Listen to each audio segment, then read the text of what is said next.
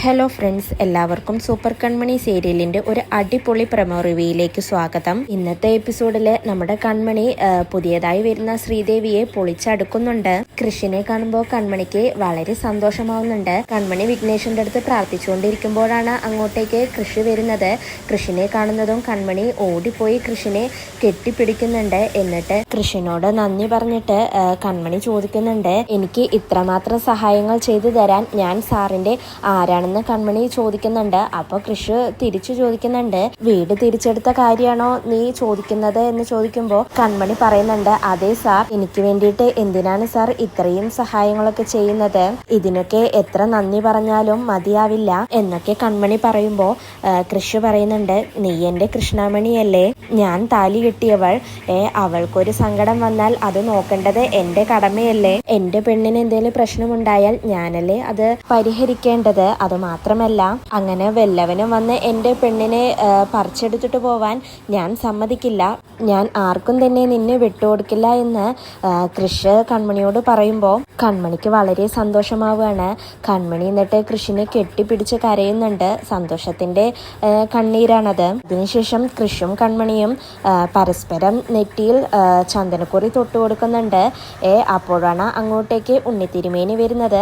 തിരുമേനിക്ക് അവരെ അങ്ങനെ കാണുമ്പോൾ വളരെ സന്തോഷമാവുന്നുണ്ട്. എന്നിട്ട് ഉണ്ണിത്തിരുമേനി അവരോട് ചോദിക്കുന്നുണ്ട്, എന്താ ഇത് എന്ന് ചോദിക്കുമ്പോൾ അവര് പെട്ടെന്ന് ഉണ്ണിത്തിരുമേനിയെ നോക്കുകയാണ്. അതിനുശേഷം സാഗർ ആരെയോ ഫോണിൽ വിളിക്കുന്നുണ്ട്. എന്നിട്ട് സാഗർ പറയുന്നുണ്ട്, സംസാരശേഷി കിട്ടിക്കഴിഞ്ഞ് കൃപ ആവശ്യപ്പെട്ട കാര്യം നടത്തിത്തരാനാണ് ഞാൻ അങ്ങോട്ട് വരുന്നത് എന്ന് സാഗർ പറയുന്നുണ്ട്. സാഗറിനോട് കൃപ ആവശ്യപ്പെട്ടത് കൃഷിയും കൺമണിയും ഒന്നിച്ച് കഴിയണമെന്നുള്ള ആഗ്രഹം തന്നെയാണ്. കൃഷിയും കൺമണിയും തമ്മിലുള്ള വിവാഹം കാണാനാണ് ആഗ്രഹം എന്ന് തന്നെയായിരിക്കും കൃപ സാഗറിനോട് ആവശ്യപ്പെട്ടിരിക്കുന്നത്. അതിനുശേഷം കൺമണി കൃഷിനോട് ചോദിക്കുന്നുണ്ട്, ആരാണ് സാർ എൻ്റെ പുതിയ എതിരാളി എന്ന് ചോദിക്കുമ്പോൾ കൃഷി പറയുന്നുണ്ട്, പുതിയ ഡിസൈനർ ശ്രീദേവിയാണ് നിന്റെ എതിരാളി. മാനസ കൊണ്ടുവരുന്ന ഡിസൈനർ ആയതിനാൽ നിന്റെ എതിരാളി തന്നെയായിരിക്കും അവൾ. നിന്നെ എങ്ങനെയെങ്കിലും പുറത്താക്കണമെന്നാണ് മാനസയുടെ ആവശ്യം.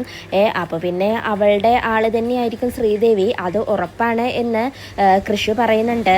അതിനുശേഷം അലിഗയിലേക്ക് ശ്രീദേവി വരുന്നുണ്ട്. ആദ്യമായിട്ട് ജോയിൻ ചെയ്യാൻ വേണ്ടി വരികയാണ് ശ്രീദേവി. ശ്രീദേവി വരുമ്പോൾ തന്നെ മാനസ വെൽക്കം ചെയ്യുന്നുണ്ട്. മാനസിക്കാണെങ്കിൽ ശ്രീദേവി വരുന്നത് വളരെ സന്തോഷമാവുകയാണ്. കാരണം കൺമണിയെ പുറത്താക്കാനുള്ള ഒരു വജ്രായുധമായിട്ടാണ് മാനസ ശ്രീദേവിയെ കൊണ്ടുവരുന്നത്. അതിനുശേഷം കൃഷി കൺമണിയെ ഫോണിൽ വിളിക്കുന്നുണ്ട്. എന്നിട്ട് പറയുന്നുണ്ട്, കൺമണി, ആ ശ്രീദേവിയെ നമുക്ക് പൊളിച്ചെടുക്കണം. സൈലന്റ് ആയിട്ട് വേണം നമ്മൾ ഓരോ കാര്യങ്ങളും നീക്കേണ്ടത്. അതിനു വേണ്ടിയിട്ട് എൻ്റെ എല്ലാ സപ്പോർട്ടുകളും നിനക്കുണ്ടാവും.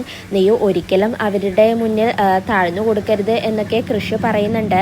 അതിനുശേഷം മാനസ കൺമണിയുടെ അടുത്തേക്ക് ശ്രീദേവിയെ കൊണ്ടുപോകുന്നുണ്ട്. എന്നിട്ട് ശ്രീദേവിയെ കൺമണിക്ക് പരിചയപ്പെടുത്തി കൊടുക്കുന്നുണ്ട്.